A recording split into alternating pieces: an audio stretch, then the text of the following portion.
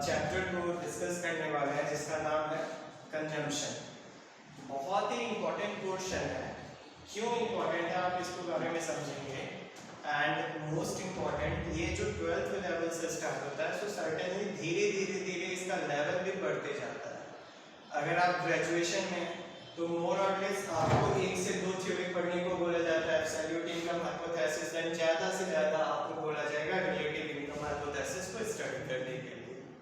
अगर आप मास्टर में आए तो आपको एब्सोल्यूट रिलेटिव के साथ साथ permanent income hypothesis, life cycle hypothesis, इसको भी आपके सिलेबस में ये भी होता है।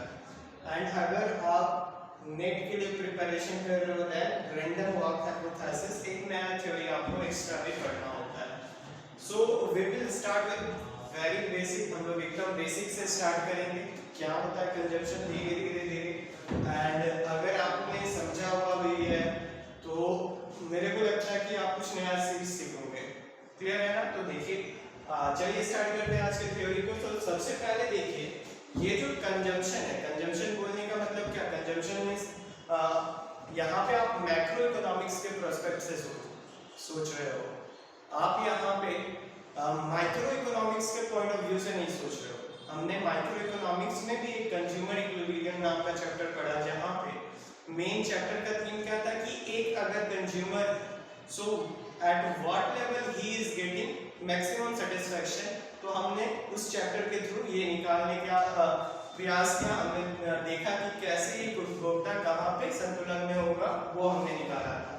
बट यहाँ पे इकोनॉमी, पूरे इकोनॉमी के पॉइंट ऑफ व्यू से आपको सोचना है, पूरा इकोनॉमी के बिहाफ में आप पढ़ रहे हो। क्लियर है ना? तो यहाँ पे जो कंजम्पशन होगा वो एग्रीगेट कंजम्पशन का बात होगा। जो सारे लोग उस इकोनॉमी में रह रहे हैं, वो जो कंजम्पशन कर रहे हैं, उसका बात होगा। क्लियर है ना? तो कंजम्पशन सिंपली बोलने का मतलब उपभोग जो किया जा रहा है किसका? तो फाइनल गुड्स एंड सर्विसेज जो भी इकोनॉमी में तैयार हुआ है। अब ये बहुत ही मजेदार चैप्टर है। कुछ बेसिक बात आप देखिए, यहाँ पे एक तरीके का क्या है ना कि कोरिलेशन, किसके बीच में कोरिलेशन है? बिटवीन द प्रोडक्शन यहाँ पे की रोल प्ले कर रहा है। जब प्रोडक्शन होता है तो प्रोडक्शन होने के दरमियान कुछ बातें होती है। क्या बातें होती है? कि कुछ फैक्टर सर्विसेज को एम्प्लॉय किया जाता है, फैक्टर सर्विसेज का मदद लिया जाता है, और जिसका हेल्प से हम लोग कोई भी चीज को प्रोड्यूस करते हैं, उसको तैयार करते हैं। तो जब फैक्टर सर्विसेज को हायर करेंगे या इसको यूज करेंगे तो इसके बिहाफ में कुछ पेमेंट करना पड़ेगा। एंड हम लोग उस पेमेंट को क्या बोलते हैं? Factor payment. तो अभी आप एक बिहाफ मतलब ब्रॉड ये आप लेके चलो कि प्रोडक्शन होने के कारण क्या हो रहा है? फैक्टर सर्विसेज को ही दे रहा है, और सर्विसेज जो दे रहा है उसको क्या हो रहा है? एक तरीके का फैक्टर पेमेंट। फैक्टर पेमेंट बोलने का मतलब आप इनडायरेक्टली ब्रॉड वे में थोड़ा सा ये बोल सकते हैं कि इनकम जनरेट हो रहा है। अब मैं अगर आपसे बोलूं कि इनकम जनरेट हो रहा है, so what is the relation between aggregate supply with income? तो ध्यान से देखिए, एग्रीगेट सप्लाई, जितना ज्यादा सप्लाई होगा उतना ज्यादा क्या होगा? फैक्टर सर्विसेज का यूज होगा, और जितना ज्यादा यूज होगा फैक्टर सर्विसेज का, उतना क्या होगा? इनकम जनरेशन होगा, उतना ज्यादा इनकम जनरेट होगा। इनकम किसको जनरेट होगा? जो फैक्टर सर्विसेज, सिंपल भाषा में जो यहाँ पे उस इकोनॉमी में जो भी लोग रह रहे हैं उनको इनकम जनरेट होगा। कब? जब एग्रीगेट सप्लाई ज्यादा होगा। तो कुछ ऐसा एक ग्राफ बनता है between the aggregate supply and the income. अगर हम इधर एग्रीगेट सप्लाई को रखें और इधर हम लोग इनकम को रखें तो कुछ ऐसा ग्राफ बनता है, दैट इज एट 45 डिग्री। तो ये जो लाइन है that denotes income as well as aggregate supply. इसलिए आप देखते होंगे जब आप को पढ़ते हो, so this is the income line. अब यही समझ में नहीं आता कि ये इनकम लाइन 45 डिग्री से क्यों खींचा जा रहा है। क्लियर है ना? तो 45 डिग्री से जो खींचा जा रहा है, इसका बेसिक सिंपल सा मीनिंग ये है कि जितना एग्रीगेट सप्लाई बढ़ रहा है उसी प्रोपोर्शन में क्या हो रहा है? इनकम भी इस इकोनॉमी में बढ़ रहा है। सो this is why production is very important, क्योंकि कहीं ना कहीं वो इनकम को जनरेट कर रहा है। अब ये जो इनकम जनरेट हो रहा है, अब सोचिए इनकम जो जनरेट हो रहा है वो कहां पे खर्च होगा? आइदर इन कंजम्पशन और इन सेविंग। बस यही दो पॉइंट लेके हमें चल रहा है कि इनकम अगर जनरेट हुआ है तो वो या तो कंजम्पशन में खर्च होगा या तो सेविंग में खर्च होगा। यहाँ पे ब्लैक मनी या फिर ऐसा होर्डिंग का कोई कंसेप्ट नहीं है। क्लियर है ना? तो अब मैंने आपको दो चीज बताया। पहला चीज क्या बताया कि यहाँ पे सबसे पहले प्रोडक्शन के कारण इनकम जनरेट हो रहा है। जितना ज्यादा प्रोडक्शन उतना ज्यादा सप्लाई होगा और उतना ज्यादा इनकम जनरेट होगा। तो अगर हम एक इनकम लाइन को ड्रॉ करना चाहें तो इनकम लाइन कुछ ऐसा होगा। फिर मैंने आपको क्या बताया कि ये जो इनकम जितना भी जनरेट हुआ है, that income will be either aspect of consumption or of saving। यहाँ पे कोई दूसरा स्कोप नहीं है इनकम को खर्च करने का। अब इतना बेसिक बात हम लोगों ने सीखा। अब आते हैं कंजम्पशन पे। ये कुछ बेसिक बातें थी जो आपको जाननी चाहिए। आई होप कि आप में से बहुत लोगों को पता होगा।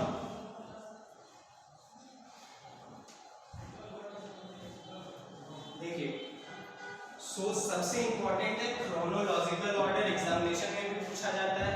तो यहाँ पे हम लोग जो पढ़ रहे हैं कि कंजम्पशन पे पढ़ रहे हैं, हम लोग अभी सेविंग पर फोकस नहीं कर रहे हैं। क्लियर है ना? पर देखिए कंजम्पशन को एनालाइज करने के लिए कि इकोनॉमी में कितना कंजम्पशन हो रहा है, बहुत सारा अलग अलग थ्योरी दिया गया है। कितने थ्योरीज दिए गए हैं यहाँ पे आपको क्रोनोलॉजिकल ऑर्डर में लिखा गया। सबसे पहले एब्सोल्यूट इनकम हाइपोथेसिस दिया गया था किन्स के द्वारा इन 1936। किन्स और किन्सियन दोनों अलग अलग कंसेप्ट है। क्लियर है ना? अभी आगे आप देखेंगे तो ये थोड़ा सा दिमाग में रखना है। जब आप किन्स बोल रहे हो सो दैट इज डिफरेंट, जब आप किन्सियन बोल रहे हो so that is different. Keynesian means जो फॉलोवर थे किन्स को, उनका बात हम कर रहे हैं। सो वो एक अलग कंसेप्ट है। क्लियर है ना? बस अभी इतना दिमाग में रखिए, कहाँ पे इसका यूज होगा थोड़ी देर बाद आप देखोगे। तो सबसे पहला थ्योरी जो कंजम्पशन पे दिया गया किसी भी द्वारा, that was by Kins, and that theory was named as absolute income hypothesis in 1936। फिर दिया गया relative income hypothesis by Dusenberry in 1949। उसके बाद जो थ्योरी दिया गया that was permanent income hypothesis, जो कि मिल्टन फ्रीडमैन के द्वारा दिया गया था। ये किस स्कूल से बिलोंग करते थे? तो that he belongs to monetarist। monetarist क्या था?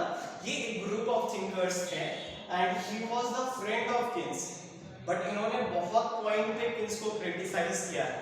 क्लियर है ना? जब आप क्लासिकल मींस आप जब एम्प्लॉयमेंट एंड आउटपुट डिटरमिनेशन पढ़ेंगे वहां पे भी क्या था, ये दोनों बहुत ही अच्छे दोस्त थे, but he criticise the theory of Keynes जो उन्होंने दिया था। तो आपको थोड़ा सा याद रखना है। नेक्स्ट है लाइफ साइकिल हाइपोथेसिस, जो कि दिया गया था Ando and Modigliani in 1963। And last में रैंडम वॉक हाइपोथेसिस, जो कि थोड़ा सा लेवल अप है, मास्टर्स में भी शायद हम लोगों को नहीं पढ़ना होता है, बट ये सबसे लास्ट थ्योरी है in order to analyse the consumption pattern. अब आते हैं हम लोग फर्स्ट थ्योरी पे, that is fundamental psychological law, जिसको कि एब्सोल्यूट इनकम हाइपोथेसिस भी बोला जाता है। तो यहाँ पे देखिए जो मेरा मेन मोटिव है कि वो कुछ वैल्यू को ऐड करना, कुछ नई बातें आपको बताना। सो आई होप कि आपको कुछ नया चीज सीखने को मिलेगा।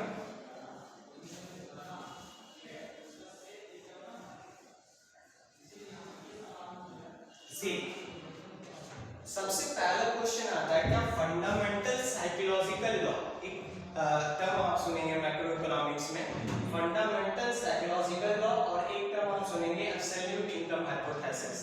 क्या दोनों सेम है, क्या दोनों अलग है, या फिर दोनों में कुछ कॉमन है? तो देखिए बहुत ही इंपॉर्टेंट कंसेप्ट है, क्योंकि हम लोगों को नहीं बताया जाता है एज एन स्टूडेंट कि क्या ये सेम है या नहीं। अगर सेम नहीं है तो क्या अंतर है, तो अभी समझने का प्रयास कीजिएगा। दोनों दिया गया है किन्स के द्वारा, बट फंडामेंटल साइकोलॉजिकल लॉ जो है वो बेसिकली एक साइकोलॉजिकल नेचर बताता है ह्यूमन का। क्लियर है ना? तो ये साइकोलॉजिकल नेचर क्या है, तो बहुत ही सिंपल सा कंसेप्ट है। ये बताते हैं कि जब इनकम बढ़ रहा है so our consumption will increase, जब इनकम घट रहा है consumption will decrease, and the additional change in consumption due to change in additional income, जिसको हम लोग क्या बोलते हैं, marginal propensity to consume. Marginal जब भी यूज होता है दैट मींस एडिशनल। एडिशनल अब यहाँ पे मार्जिनल के साथ क्या है वो डिटरमाइन करता है। तो मार्जिनल प्रोपेंसिटी टू कंज्यूम मतलब क्या हुआ, addition in consumption due to addition in और चेंज इन इनकम। क्लियर है ना। तो पहला बात साइकोलॉजी क्या बताया, किन्स के द्वारा क्या बताया गया कि किन्स साहब ने बताया कि ये साइकोलॉजिकल नेचर है ऑफ ह्यूमन बीइंग कि अगर इनकम बढ़ रहा है तो कंजम्पशन भी इंक्रीज होगा, अगर इनकम घट रहा है तो कंजम्पशन भी डिक्रीज होगा। अब उन्होंने एक एक्स्ट्रा पॉइंट ऐड किया। एक्स्ट्रा पॉइंट क्या था कि ये जो एडिशनल कंजम्पशन, ध्यान से समझिए, ये जो एडिशनल कंजम्पशन होगा in reference to change in income, हम पूरा का पूरा पैसा खर्च कंजम्पशन पे नहीं करेंगे। क्लियर है ना। हम पूरा का पूरा पैसा जो जितना भी मेरा इनकम बढ़ा है पूरा का पूरा कंजम्पशन पे खर्च नहीं करेंगे। तब कहाँ पे करेंगे, हो सकता है कि कुछ हम सेविंग में करेंगे।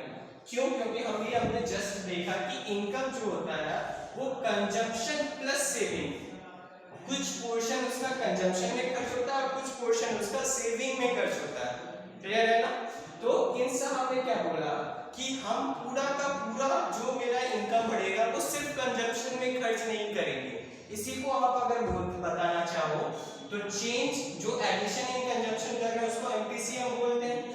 तो उन्होंने क्या बताया कि MPC will be greater than 0 और लेस देन 1। ये साइकोलॉजिकल नेचर है ऑफ ह्यूमन कि मेरा मार्जिनल तो बढ़ेगा, कुछ ना कुछ एडिशन खर्च तो हम करेंगे, बट हम पूरा का पूरा खर्च नहीं करेंगे।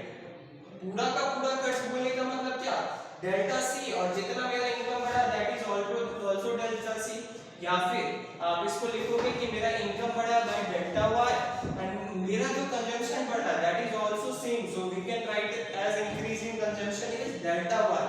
दोनों कट के क्या हो जाएगा 1। तो यही वो बोलते हैं कि जो एडिशनल कंजम्पशन होता है वो 0 से ज्यादा होता है, मतलब कुछ ना कुछ एडिशनल खर्च हम लोग करते हैं बट हम लोग पूरा खर्च नहीं करते। तो ये साइकोलॉजिकल नेचर, तो ये फंडामेंटल साइकोलॉजिकल लॉ हुआ जो कि उन्होंने बताया। अब बात आता है क्या फंडामेंटल साइकोलॉजिकल लॉ और एब्सोल्यूट इनकम हाइपोथेसिस दोनों सेम है, तो इसका आंसर है नहीं। ध्यान से समझिए। अब हम लोग आते हैं एब्सोल्यूट इनकम हाइपोथेसिस पे। एब्सोल्यूट इनकम हाइपोथेसिस क्या होता है, तो जहां पे आप फंडामेंटल साइकोलॉजिकल लॉ को अप्लाई करते हो प्लस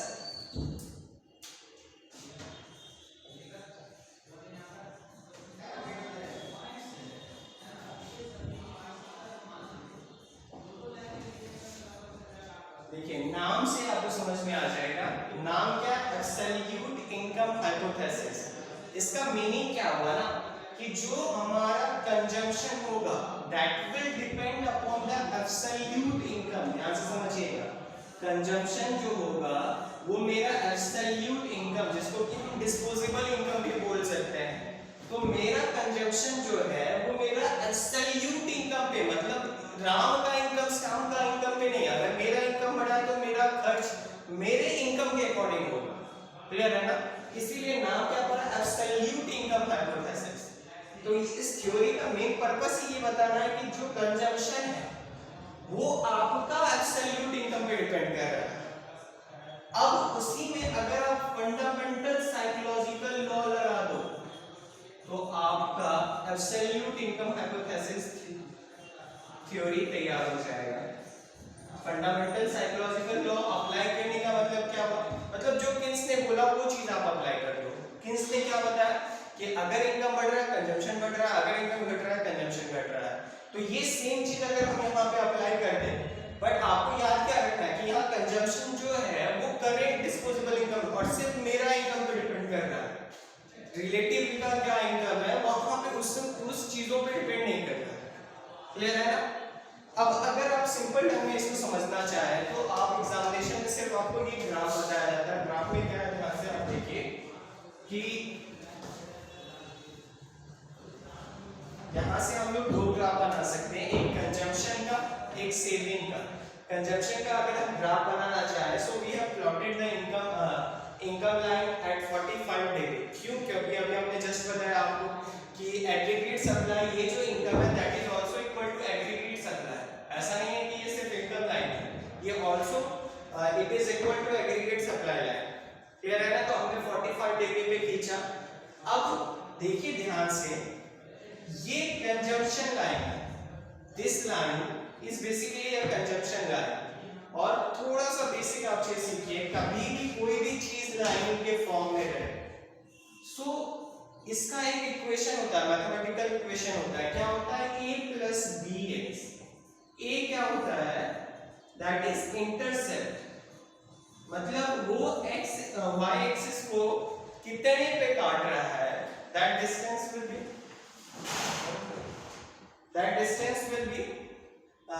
टोल्ड बाय इंटरसेप्ट। वो आपका इंटरसेप्ट के द्वारा बताया जाएगा। क्लियर है ना? और ये b क्या है? b आपका स्लोप बताता है। इन सिंपल भाषा, इन टर्म्स ऑफ इकोनॉमिक्स, ये हमारा मार्जिनल बताता है। क्लियर है ना? तो यहाँ पे कंजम्पशन हम लोग पढ़ रहे हैं, तो मार्जिनल क्या बताएगा? तो मार्जिनल कंजम्पशन बताएगा। कभी भी कोई भी आपका लीनियर लाइन है, तो उसका यही इक्वेशन का फॉर्म होता है, a plus B X. a क्या होता है? इंटरसेप्ट। क्लियर है ना? और b क्या होता है? स्लोप। अब ध्यान से देखिए, कंजम्पशन का भी कुछ यही फॉर्म होगा। तो देखिए x यहाँ पे ये y को कट कर रहा है, हम लोग मान लेते हैं ये c डैश है। c डैश क्या होता है थोड़ा देर में हम लोग समझेंगे। यहाँ पे ये c डैश है, ये क्या हुआ? ये आपका बेसिकली c डैश है, और ये इक्वेशन को हम लोग लिख सकते हैं c dash plus b x, या फिर आप b y लिख दो इनकम के टर्म में। इसका मतलब क्या हुआ कि जो मेरा टोटल कंजम्पशन है वो किस पे डिपेंड कर रहा है? That depend upon autonomous consumption, जो कि होना ही होना है,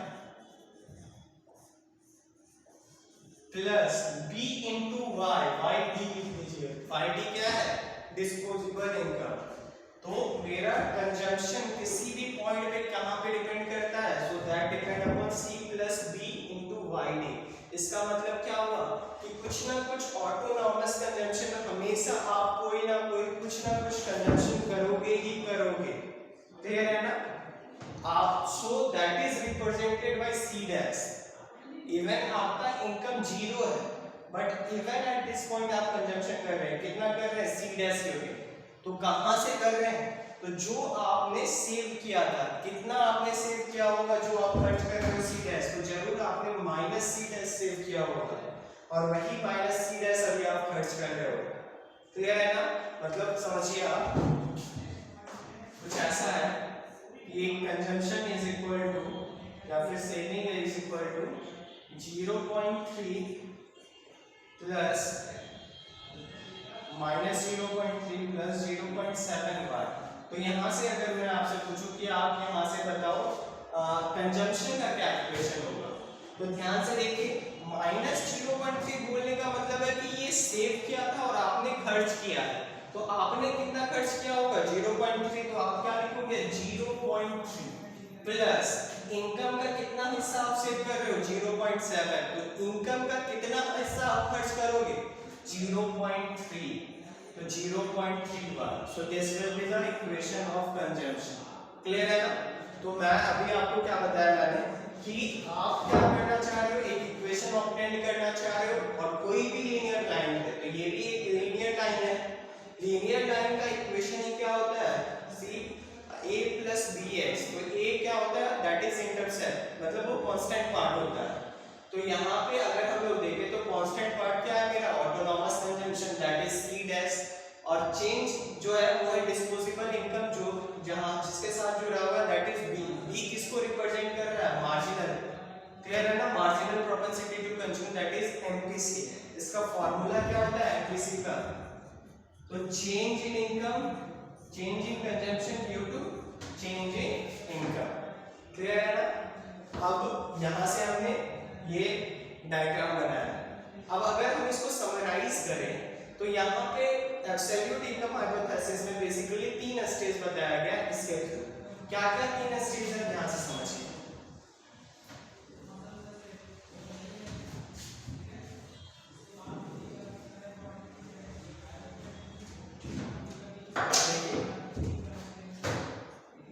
पहला स्टेज इस पॉइंट को आप मानिए ई, तो बिफोर ई ये आपका है फर्स्ट स्टेज। यहां पे क्या हो रहा है कि जैसे आपका इनकम इंक्रीज कर रहा है तो जो मार्जिनल जो एडिशनल कंजम्पशन आपका इंक्रीज कर रहा है that increases at higher rate. आप ज्यादा का से ज्यादा खर्च कर रहे हो, क्यों? क्योंकि आपके पास पहले पैसों की किल्लत थी, तो आपने क्या किया था, अपने कंजम्पशन को थोड़ा सा आपने बैलेंस वे में आप लेके चल रहे थे कि मेरे को ये लेना है तो यही अभी लेते, बाद में वो लेंगे। जैसे ही आपके जेब में रुपया आने लगा, आपने क्या किया, आपने थोड़ा एक्साइटमेंट आया, आपने तुरंत एमपीसी ज्यादा आप खर्च करने लगे। अब एक पॉइंट आया, कौन सा पॉइंट? ई पॉइंट आया, जो कि मेरा सेकेंड स्टेज है।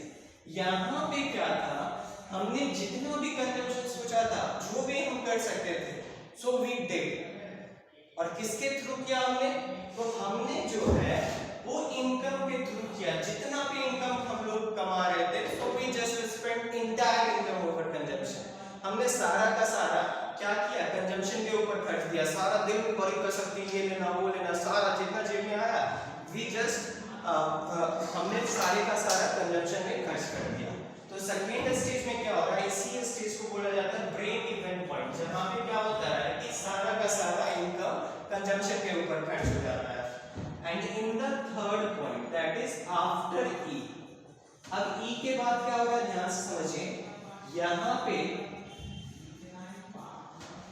आपका इनकम बढ़ रहा है, क्लियर है ना, इनकम बढ़ रहा है, एमपीसी ऑल्सो इंक्रीजेस, क्लियर है ना, but MPC increases at less rate as compared to increase in income। जितना रेट से इनकम बढ़ रहा है उससे कम रेट से मेरा क्या हो रहा है, कंजम्पशन बढ़ रहा है। क्यों?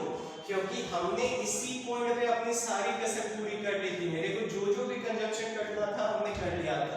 तो अब इसके बाद हमने क्या किया, हमने कुछ पोर्शन सेविंग स्टार्ट कर दी, क्लियर है ना। तो हमने कुछ पोर्शन सेविंग स्टार्ट कर दिया। सो आफ्टर ई क्या हो रहा है, मेरा इनकम बढ़ रहा है, मार्जिनल प्रोपेंसिटी टू कंज्यूम भी बढ़ रहा है, but at a lower rate, clear है ना, इनकम के कंपैरिजन में लोअर रेट से बढ़ रहा है। सो दिस इज 3 डिफरेंट स्टेज। तो बेसिक ये है, ये आपको बुक में मिलेगा, बट कुछ वैल्यू एडिशन, कुछ एक्स्ट्रा चीज आप जानिए, क्योंकि मैं उसी चीजों को आपको बताने के लिए आया हूं। तो देखिए, एक्चुअली दिस कंजम्पशन कर्व आप ध्यान से समझिएगा, ये जो लीनियर कंजम्पशन कर्व है that was not given by Keynes. ये किन्स के द्वारा नहीं दिया गया था, ये किन्सियन के द्वारा दिया गया था। किन्सियन जब बोल रहे हैं that not means Keynes, Keynes के फॉलोवर ने इस कर्व को दिया था, क्लियर है ना। किन्स का जो ओरिजिनल कर्व दिया गया था that was something like this, that was basically in curve से ये उन्होंने कंजम्पशन का कर्व दिया था। अब यहाँ पे प्रॉब्लम क्या है, ध्यान से समझिएगा। ये अगर आप इस कंजम्पशन कर्व को लेके चलो जो कि ओरिजिनली किन्स के द्वारा दिया गया था, तो आप ये एक बात याद रखिएगा कि जब कभी भी लीनियर लाइन होता है तो स्लोप उस लाइन का सेम होता है, और स्लोप इकोनॉमिक्स में बोलने का मतलब मार्जिनल। तो यहाँ पे अगर हम कंजम्पशन पढ़ रहे हैं तो इसका मतलब क्या हो गया, एमपीसी सेम होगा एक लीनियर लाइन। बट यहाँ पे जब कभी भी कर्व लाइन होता है तो बेसिकली कर्व जो होता है वो घटता जाता है, कर्व वहां पे स्लोप चेंज हो जाता है, और स्लोप चेंज होने का मतलब क्या, एमपीसी बेसिकली घटता जाएगा। यहाँ पे आप देखोगे तो ई पॉइंट से पहले एमपीसी ज्यादा होगा, बट आफ्टर ई पॉइंट क्या होगा, एमपीसी घटना स्टार्ट हो गया होगा। तो प्रॉब्लम कहाँ था, ये किन्स के द्वारा दिया गया। तो अब एक और इकोनॉमिस्ट आते हैं जिनका नाम था साइमन वेस्टनेक, और किन्स का एक ड्रॉबैक क्या था कि इन्होंने कोई भी प्रैक्टिकल चीज नहीं किया था, बस इन्होंने बिहेवियर देखा लोगों का और इन्होंने थ्योरी दे दिया। बट कज़नेक ने डाटा को कलेक्ट किया, कब से कब तक 1869 से लेके 1929 तक इन्होंने कंजम्पशन पैटर्न को बेसिकली डाटा को अपने पास लिया और ऑब्जर्व किया। तो इन्होंने क्या पाया कि MPC is almost equal to 0.9। इसका मतलब क्या हुआ कि MPC 0.9 है। ध्यान से समझिएगा, मतलब अगर आप इसको समझना चाहो तो दैट इज 9/10। अगर आपका इनकम 10 से बढ़ रहा है तो आप उसमें 9 तक हिस्सा तक खर्च कर दे रहे हो। सेव कितना कर रहे हो? 1%। समझ पाए बात को? तो आपका ऑलमोस्ट क्या हो रहा है, इनकम खर्च हो जा रहा है। बट इन्होंने क्या बोला था कि बाद में ई पॉइंट के बाद क्या होता है कि MPC घटता चला जाता है। ये किन्स का बोलना था? ये किन्स का बोलना था, ध्यान से समझिएगा। किन्स का बोलना क्या था कि आफ्टर ई पॉइंट मेरा MPC घटता चला जाता है and APC also decreases. APC भी बेसिक कांसेप्ट है बट अभी बहुत ज्यादा समय हो जाएगा, तो ध्यान से सिर्फ याद रखिए APC और MPC घटता चला जाता है। बट कर्ज ने इसी बात को क्रिटिसाइज किया। उन्होंने क्या बोला कि मेरे डाटा में तो ऑलमोस्ट इक्वल आ रहा है, मेरा जितना इनकम बढ़ रहा है उसका 90% हम ऑलमोस्ट खर्च कर दे रहे हैं, अब क्या चाहिए? तो उन्होंने इस पॉइंट को क्रिटिसाइज किया कि आफ्टर ई हम इनकम मेरा ज्यादा रेट से बढ़ेगा और कंजम्पशन मेरा कम रेट से होने लगेगा। उन्होंने बोला ऐसा कुछ नहीं। तब किन्सियन, जो कि किन्स के फॉलोवर थे, उन्होंने भी इस बात को माना और उन्होंने क्या किया, एक कंजम्पशन को एक लीनियर लाइन के थ्रू रिप्रेजेंट करने लगे। That was something like this. यहाँ पे क्या होता है आप पूछेंगे, तो यहाँ पे ये होता है कि आपका स्लोप सेम हो जाता है। और स्लोप सेम बोलने का मतलब क्या होता है? स्लोप सेम बोलने का मतलब होता है कि marginal propensity to consume. Clear है ना? इकोनॉमिक्स में जब भी आप स्लोप बोलो, स्लोप निकालते कैसे? डिफरेंशिएशन, किसी भी चीज का स्लोप निकालना है, डिफरेंशिएट कर दो आप। और जब भी आप स्लोप बोलेंगे तो उसका मतलब होता है मार्जिनल। तो यहाँ पे क्या हो गया कंसेप्ट कि MPC सेम हो जाता है, क्योंकि लीनियर लाइन पे चाहे सीधा लाइन है तो उसका स्लोप भी सीधा सेम होता है। क्लियर है ना? सो आई होप कि आप कुछ नए चीजों को सीखे होंगे। अब कुछ और पॉइंट समझिए। तो क्या किन्स गलत थे ऐसा हम लोग बोल सकते हैं? क्योंकि किन्स ने बोला था कि आफ्टर ई मेरा लेस रेट से बढ़ रहा है, तो किन्स भी नहीं गलत थे। क्यों नहीं गलत थे? तो किन्स का जो भी थ्योरी था that was valid for short run, क्योंकि उन्होंने एक पॉइंट बोला था in long run all will be dead. तो उनको लॉन्ग रन से मतलब भी नहीं था। और ये जो कजनेट साहब ने डाटा को कलेक्ट किया था वो long period, almost for 50 year का डाटा कलेक्ट किया था। That was long time period. उस टाइम में वार भी हुआ था, तो वहां पे भी डाटा में कुछ चेंजेस आया होगा। सब लोग लेके अपने घर में इनकम जैसे ही बड़ा सारा सामान लेके रख रहे होंगे कि आगे क्या पता क्या हो जाए। So there was much variance. तो ऐसा माना जाता है कि जब हम लोग शॉर्ट रन की बात करते हैं, so this is quite good. जो हम लोग बोलते हैं कि आफ्टर ई पॉइंट, जो कि साहब बोलते हैं कि MPC मेरा लेस रेट से घटेगा, लेस रेट से बढ़ेगा, ये कहीं ना कहीं सही है, ऐसा माना जाता है। बट अगर हम लॉन्ग रन की बात कर रहे हैं तो वहां पे कजनेट साहब के द्वारा जो दिया गया था कि मेरा कंजम्पशन लाइन कुछ ऐसा होगा। यहाँ पे क्या होगा, यहाँ पे ऑटोनॉमस कंजम्पशन जैसा कोई भी चीज नहीं होगा। क्यों? क्योंकि लॉन्ग रन का डाटा है। आदमी अपना इनकम अर्न करने लग गया होगा, वो इतना निकम्मा नहीं होगा कि वो कुछ साल बाद भी नहीं कमा पा रहा है, but still he is doing the consumption. वो अपने बाप के पैसों को खर्च कर रहा है। तो अगर हम कजनेट साहब का कंजम्पशन पैटर्न को ड्रॉ करें तो so this will be something like this. इधर कंजम्पशन, इधर इनकम। ये क्या है? यहाँ पे MPC and APC will be same. क्यों सेम? क्योंकि अभी हमने जस्ट देखा था जितना से इनकम बढ़ रहा था कंजम्पशन ऑलमोस्ट कहीं ना कहीं 0.9 उतना ही बढ़ जा रहा था। बट अगर शॉर्ट रन में हम बात करते हैं सो दिस इज सेम कि आफ्टर सर्टेन पॉइंट MPC का रेट बढ़ने का घट जाएगा as compare to income. So I hope कि आप समझ पाए होंगे ये जो कंजम्पशन कर्व हम लोग बनाते हैं that was given by Keynesian not by Keynes. So this was something different, मुझे पसंद आया तो मैंने सोचा आपसे के साथ भी शेयर किया जाए। सो आई होप आपको पसंद आया होगा, थोड़ा वीडियो लंबा हो गया होगा, सो सॉरी फॉर दैट, आपको अच्छा लगा होगा उम्मीद करता हूँ। Thank you.